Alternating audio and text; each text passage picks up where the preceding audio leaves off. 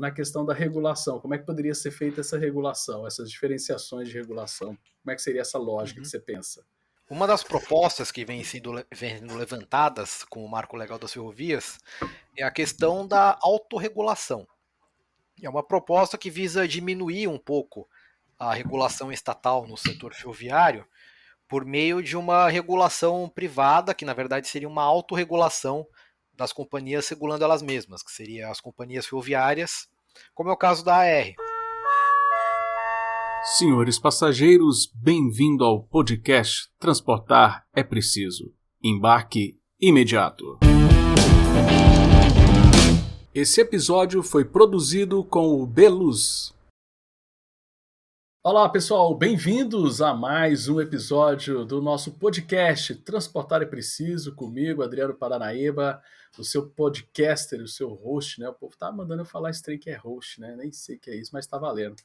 Moçada, então, hoje um episódio muito da hora, porque a gente vai receber, eu acho que é o primeiro episódio que a gente recebe novamente um convidado, né? Nós fizemos a nossa primeira temporada, né?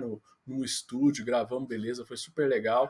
E foi um episódio, não é coincidência, não é puxando o saco que ele tá aqui, mas foi um dos episódios que teve uma das maiores audiências nossas foi esse episódio, porque fala de um assunto que é intrigante, que todo mundo no Brasil quer falar, mas parece que falta um pouco de autoridade da galera de falar, e o episódio ficou super legal.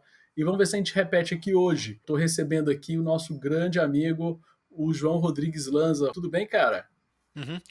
Oi, Adriano. É um prazer aqui estar no podcast, na gravação de novo, e principalmente por ser o primeiro convidado do podcast que aparece pela segunda vez aqui para comentar sobre o assunto, né? Durante esse tempo todo aí, mais ou menos esses 6 meses, de um episódio para o outro, né? Rolou bastante coisa no setor ferroviário, deu tempo de eu publicar o meu segundo livro, já está planejando a segunda edição do primeiro, Olha porque aí, tem sensacional. atualizações e algumas correções para fazer. O primeiro a gente divulgou o seu livro, nós estávamos no Uhum, cenário lá de alguns projetos de leis que influenciariam muito o setor do transporte ferroviário, que davam uma série de perspectivas. O cenário já mudou, algumas coisas andaram, outras não andaram. E nesse meio do caminho, você recentemente lançou o seu segundo livro, né, que é o Desafios e Perspectivas do Setor Ferroviário Brasileiro, Novos Corredores e a Proposta das Short Lines, é o nome do livro. Procure na Amazon, aqui no nosso tanto no podcast, que é só áudio, como no YouTube, a gente vai colocar o link para as pessoas comprarem. E eu quero começar justamente falando isso desse seu novo livro, João. O que nós temos de novidade nesse novo livro? O que você traz?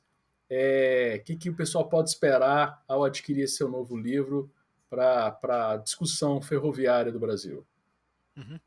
Então, o meu segundo livro, que eu vou mostrar aqui na câmera Ó, aqui show de para bola vocês aí, ó. verem, esse daqui.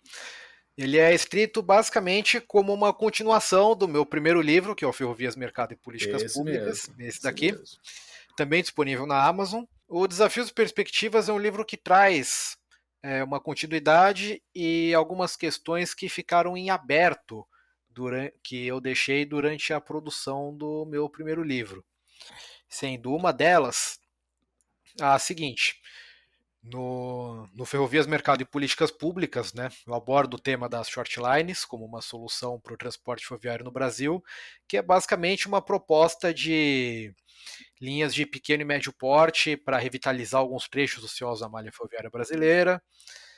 Só que isso deixa uma questão um tanto em aberto, né, porque as short lines, como no nosso benchmark, que é o mercado norte-americano, existem de forma complementar com ferrovias maiores. E no Brasil, nós temos também uma deficiência, nesse caso, de corredores de grande porte, como é o caso do que vem sendo feito agora, né, como por exemplo a Ferrovia Norte-Sul, a FIOL, que é garantir um pouco mais de escala na operação ferroviária. Porque, como nós sabemos bem, o modal ferroviário ele é bem adequado para transporte de carga pesada em longas distâncias, né, normalmente superiores a 600 quilômetros. Mas assim, se você comparar, por exemplo, o mercado ferroviário norte-americano, eles têm uma quantidade imensa de trem de container, de trem de carvão, de trem de minério e várias commodities de granéis que percorrem distâncias imensas lá, vão do interior para o Golfo do México, muita carga que circula muito container que vai de costa a costa, que é praticamente uma ponte, né, entre os dois oceanos. E no Brasil nós não temos isso, né? A gente ainda está engatinhando muito no transporte de mercadorias em longas distâncias, né? Nós temos, por exemplo, quantos corredores que realmente passam dos 1.000 quilômetros? A Carajás, que bate ali em 890, 900. Mas é uma linha quase exclusiva, né? Carajás é quase para Sim, atender a Vale. sim, mas quase para Pode atender a dizer, Vale. assim, isso é um pouco senso comum meu, tá? Você como Sim, especialista, você pode falar, ela atende mais, ela tem claro, outros... ela é bem exclusiva. Ela é bem Mas fora exclusiva isso, mesmo. nós temos, contando com a Ferronorte, a Malha Paulista, mais os outros grandes corredores de hidroanéis, nós temos alguns corredores que dão estourando assim em 1.000 quilômetros. O Brasil tem muito pouca carga que realmente viaja uma longa distância no país. A gente não tem, por exemplo, carga que vai do Rio Grande do Sul para o Ceará de ferrovia. A gente usa pouco ferrovia para transporte de carga em longas distâncias. Além desse problema que você mencionou, né, de que grande parte dos nossos corredores é como a Carajás, né? Ele é meio que exclusivo para uma commodity ali, e o que não é corredor exclusivo de minério, como a Carajás e a Vitória Minas, é um corredor exclusivo de commodities, como é o corredor de Santos a Araguari da VLI ou a Ferronorte lá da Rumo. Eu abordo um pouco também no meu segundo livro essa questão de como a gente incentivar o transporte de carga ferroviária no Brasil para longo percurso, para a gente poder aproveitar a, as características dos fluxos em que a ferrovia é o meio de transporte mais competitivo. Além, é claro, de um problema que nós temos de falta de agressividade das concessionárias também em querer competir com o transporte rodoviário no transporte de mercadorias que fogem do fluxo de minério commodity, e que é algo que vai ficar ainda mais acirrado agora com essa questão que você trouxe, inclusive, no seu podcast no episódio anterior, do caminhão autônomo, né? Que é o caminhão que vai poder percorrer 800, 1.000 quilômetros sozinho, sem parar, limitado praticamente pela necessidade de combustível ou energia, né? Então é realmente uma, uma prolongação mesmo do primeiro livro. E falando em prolongação, muita coisa mudou de lá para cá, né, João? A gente estava em vias de aprovar o marco de ferrovias, né, que era aquele projeto do Senado 261, e tínhamos outras coisas na pista, né, com perspectivas. E eu queria que você falasse um pouco do que mudou, né, primeiro, o que foi aprovado de legislação que muda de fato do primeiro livro até hoje. É uma primeira coisa que eu quero que você fale, e claro, na sequência podendo ir misturando também, sem estresse.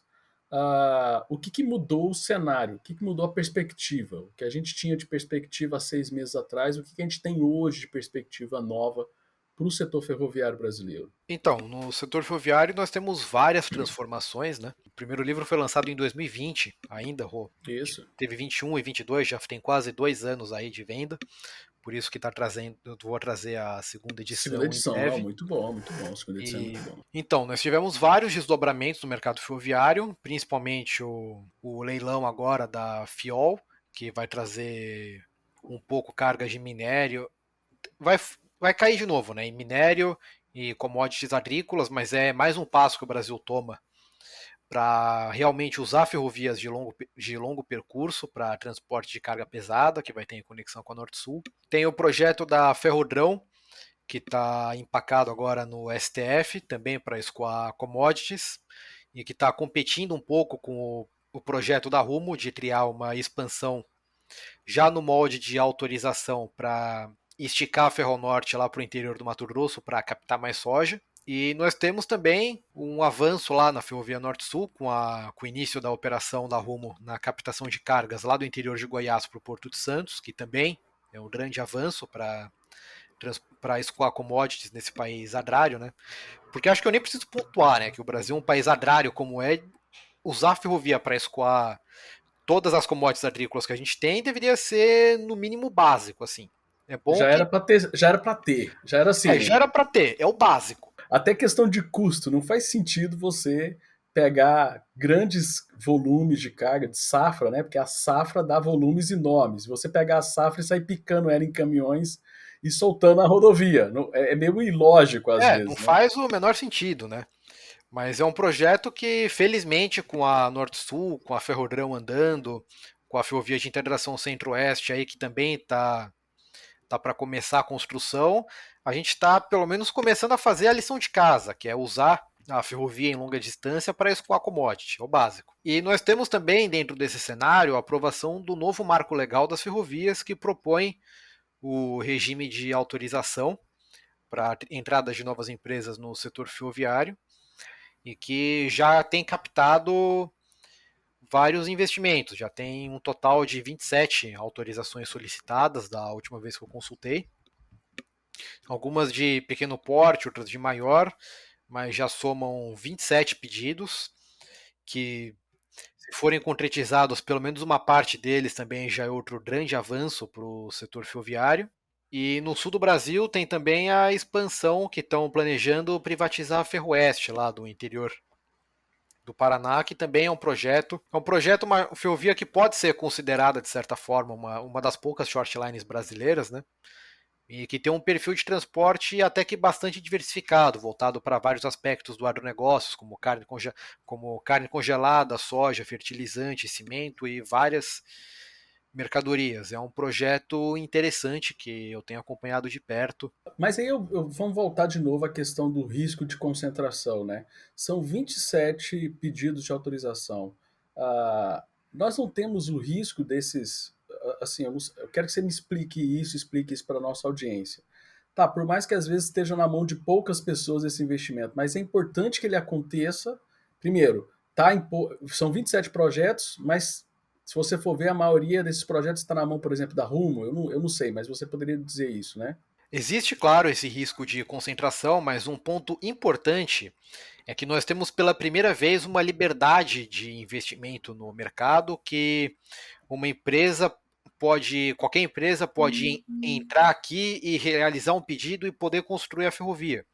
Isso pode ser interessante, por exemplo, para atrair investimento estrangeiro na construção de ferrovias por aqui, não só nacional, e ajudar a diluir um pouco essa hiperconcentração que nós temos no mercado na mão das concessionárias.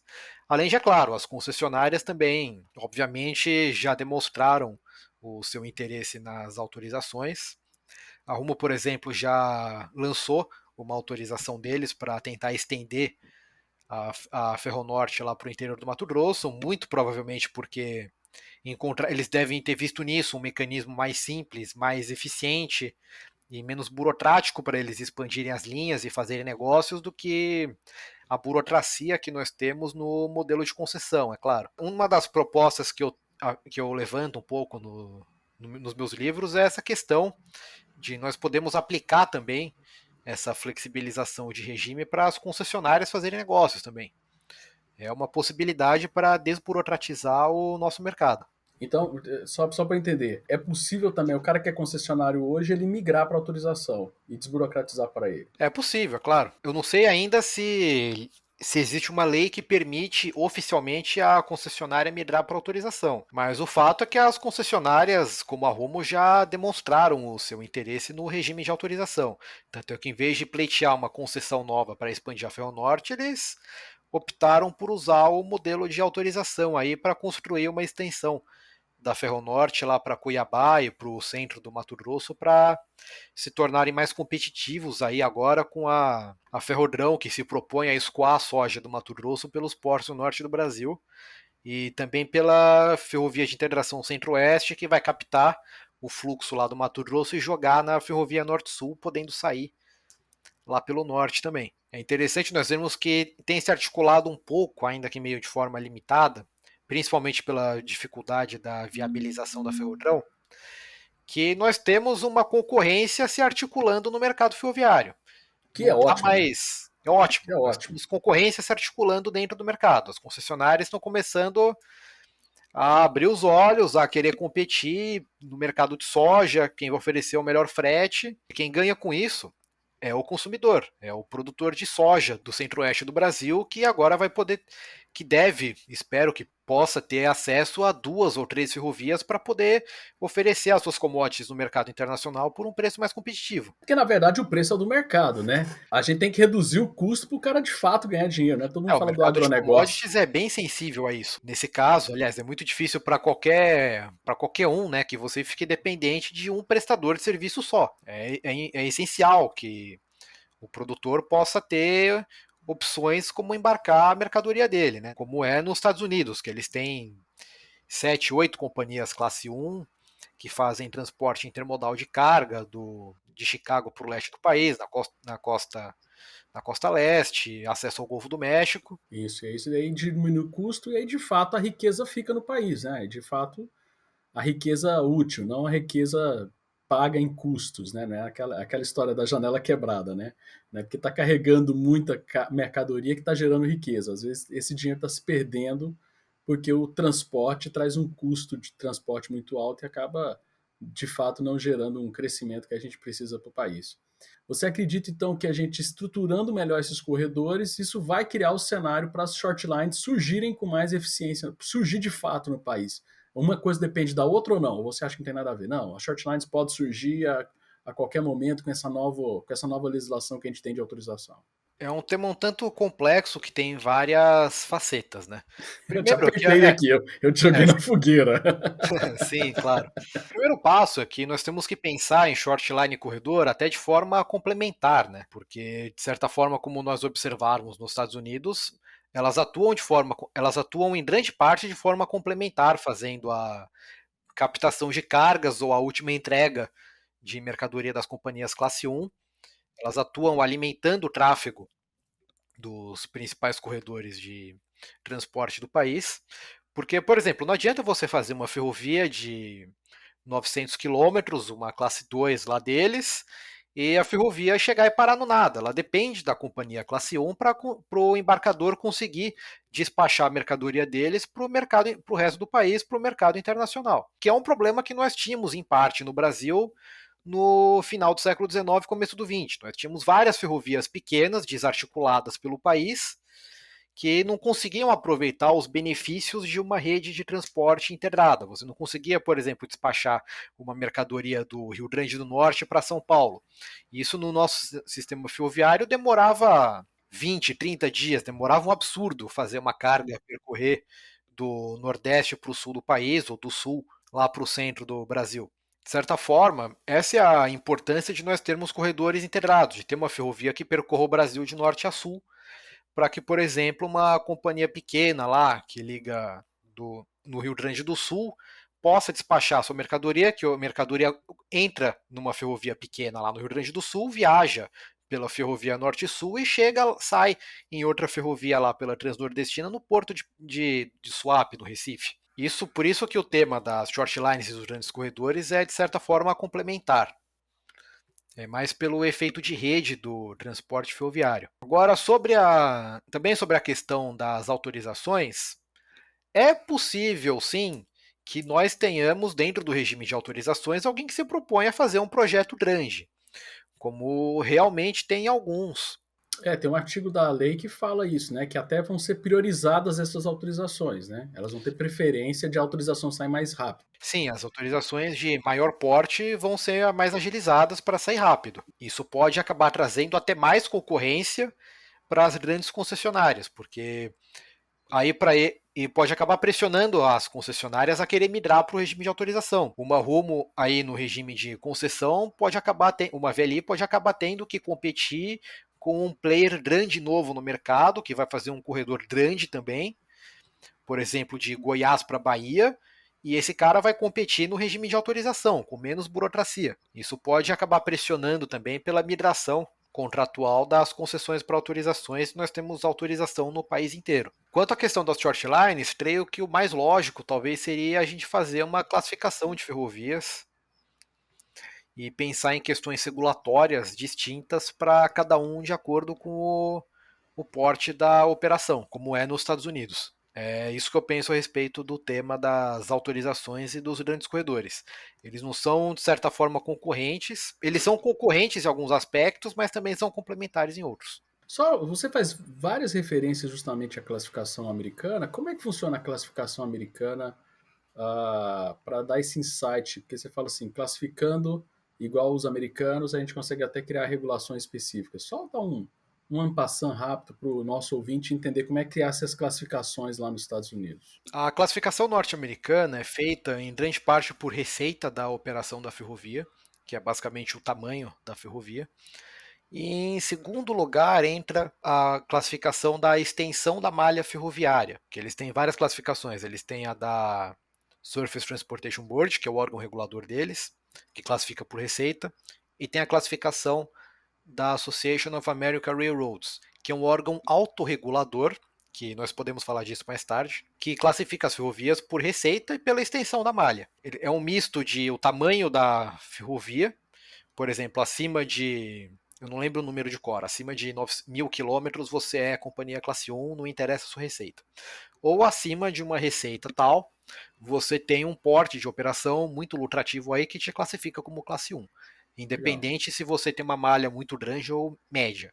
E eles classificam como shortline as ferrovias de pequeno e médio porte, e essa classificação serve em grande parte para criação de benefícios tributários, como eles fazem lá nos Estados Unidos. Eles fazem muitos benefícios tributários, crédito tributário para as shortlines, porque a ferrovia tem que competir com pequena, principalmente tem que competir com caminhão, e o caminhão usa uma infraestrutura que é fornecida pelo governo via O impostos. ferroviário ele tem que É, fazer a estrada dele, né? Ele tem que enquanto a fabricar a estrada ferrovia dele. tem que manter, ela tem que construir o trilho que ela vai rodar o trem, ela tem que manter aquele trilho. E no caso brasileiro, nós podíamos pensar um pouco também em uma classificação parecida com a que nós temos no sistema rodoviário, que é a Ó, da ferrovia, que é funcional, é pela ferrovia servir, rodovia, quer dizer, servir como um corredor principal, arterial, ou como um corredor secundário, que é o corredor, a via de alimentação, a via secundária. Mas acredito que talvez o mais interessante seria nós classificarmos as ferrovias como shortlines de acordo com a função do negócio. no seu livro, eu sei que tanto no primeiro como no segundo, você fala, quando você toca na questão de regulação, de monopólio natural, você toca muito lá nos economistas austríacos. Eu fico querendo saber como é que um austríaco pensa na questão da regulação, como é que poderia ser feita essa regulação, essas diferenciações de regulação, como é que seria essa lógica que Uhum. você pensa? Uma das propostas que vem sendo levantadas com o marco legal das ferrovias é a questão da autorregulação. É uma proposta que visa diminuir um pouco a regulação estatal no setor ferroviário por meio de uma regulação privada, que na verdade seria uma autorregulação das companhias regulando elas mesmas, que seriam as companhias ferroviárias, como é o caso da AR. As companhias ferroviárias mantêm uma entidade privada que, que atua como uma conciliadora de conflitos internos aí, de disputas por faixa de acesso, essas coisas de ferrovias, e também como uma padronizadora de normas técnicas e operacionais. Por exemplo, a AR que determina, por exemplo, o formato do engate, o formato do freio, o gabarito. Porque, por exemplo, lá nos Estados Unidos, a CSX, lá tem parceria com cento e tantas shortlines, a Norfolk Southern com outras 200. Então, se cada um resolver usar um sistema de sinalização, um sistema de freio, fica muito difícil você garantir a operação do sistema como um todo. Esse é exatamente o papel da autorregulação. E alguns conflitos que também não são resolvidos dessa forma, disputas judiciais aí entre duas ou três companhias, que não são resolvidas de forma rápida lá pela AR, é o que acaba indo para a STB, que é o órgão regulador estatal, que tem uma atuação mais limitada que resolve essas disputas residuais, aí que a AR não consegue resolver. É uma proposta até que bem interessante, considerando as críticas de vários autores austríacos à existência das agências reguladoras, né? Principalmente o Thomas de Lorenzo, da Universidade de Maryland, bate muito nessa tecla. Sim, grande Thomas de E Lourenço. migrar as funções para autorregulação seria uma forma de autorregular ou privatizar a regulação do mercado. Na verdade, é por quem entende, quem está no dia a dia discutindo para resolver os impasses. Esse é o objetivo. E aí, quando a coisa fica insustentável, aí vai para a agência reguladora, para o Estado, de certa forma, assim dizer, né? O caminho é esse. Sim, é uma proposta muito de o mercado se regula, porque a AR, ela ainda responde às próprias companhias particulares, porque ela é financiada pelas companhias particulares. E isso também é um mecanismo de mercado também para trazer eficiência para o regulador. Ela não vai poder ficar adiando as audiências, como as nossas agências reguladoras fazem, né? Ah, vamos resolver um negócio. Ah, vai ficar para a próxima audiência, vai ficar para o mês que vem, vai ficar pro... Não, tem que resolver logo, meu. Nós estamos perdendo dinheiro. Desenrola, Sim. desembucha. No caso do agente autorregulador, realmente, assim, o autorregulador é pago pelos ferroviários privados para resolver o problema deles. Literalmente, os caras estão lá pagos para resolver o problema das ferrovias, entendeu? É uma regulação privada que creio que possa ser bem eficiente. E também, eu acho que seria interessante essa proposta no Brasil, porque nós temos vários problemas técnicos, como, por exemplo, a disparidade de bitolas, que ainda não foi resolvida, e outras questões menores, como sistemas de freio, vagões, sinalização, etc. Como nós temos, por exemplo, no Brasil, o caso da Rumo com a Ferroeste, né? Que a Rumo acaba sufocando o tráfego da Ferroeste, porque eles definem que vagão com manga D, com sistema de freio tal da Ferroeste não entra na malha da Rumo e acaba obrigando os funcionários da Ferroeste a descarregar toda a carga do trem deles em Guarapuava para carregar tudo de novo no vagão da Rumo para seguir para o porto de Paranaguá. Caramba, que Faz falta um absurdo. órgão autorregulador no Brasil para resolver esse tipo de disputa também. É, porque o estatal vai ter a mínimo interesse de se indispor com eles e não vai querer comprar essa briga, né? Vamos enrolando, que é o que está acontecendo até hoje, né? Acaba também acontecendo um pouco, né, que pode acontecer também na autorregulação, que é o problema da captura, né? Que é o regulador ser capturado pela influência lá dos 3, 4 operadores grandes e acaba fazendo vista grossa, assim, Que é um ponto negativo da os problemas da autorregulação. operação. Porque o autorregulador sendo pago pelas companhias privadas pode acabar, literalmente, ele está explicitamente atendendo aos interesses das companhias privadas, entendeu? Mas é o mesmo risco da regulação, não Sim, é? de certa forma é o mesmo risco que tem na regulação estatal. Com a diferença que o autorregulador não seria uma autarquia independente, né?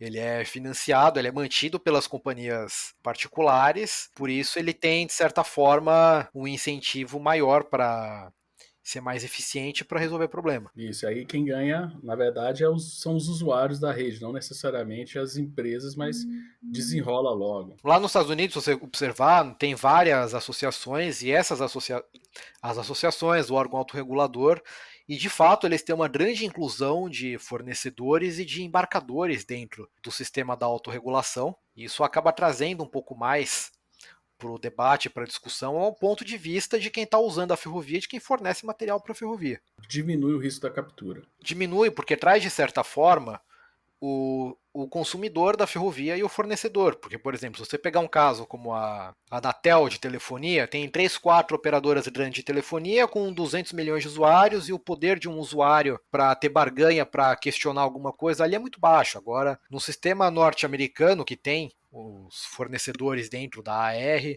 e os embarcadores na SLRRA também, isso traz um pouco mais o poder de barganha do consumidor também para questionar o que está sendo feito. Excelente, ia ser muito bom a gente ter esse sistema no Brasil e que bom que há uma prerrogativa legal dessa possibilidade, né? Que tá inclusa essa possibilidade nesse novo marco, a possibilidade da autorregulação. Vamos ver com as nossas agências reguladoras, especificamente a agência, nós temos uma agência específica que cuida disso, que é a NTT, né? Que ela não cuida só de rodovia, mas também de ferrovia. Vamos ver como é que vão ser os dobramentos regulatórios. Agora sim, para caminhar para o final aqui do nosso episódio, João, com tudo isso aposta, colocado, como é que está a sua sensibilidade a respeito de podemos esperar mais ferrovias? Qual que é o time dessas ferrovias? Porque são investimentos de grande volume, né? Então, assim, demora para fazer uma ferrovia também. Então, assim, as pessoas não podem também ficar empolgadas demais. Ah, agora vai ter ferrovia para tudo quanto é lado, porque demora para se fazer, mas também nós podemos ter um médio prazo aí para a gente já começar a ser abastecido e ser beneficiado por isso. Como é que é o seu horizonte? Como é que você está enxergando esse futuro aí nas ferrovias brasileiras? Acredito que o marco legal foi aprovado, não tem nenhum ano ainda, foi no final de 2021.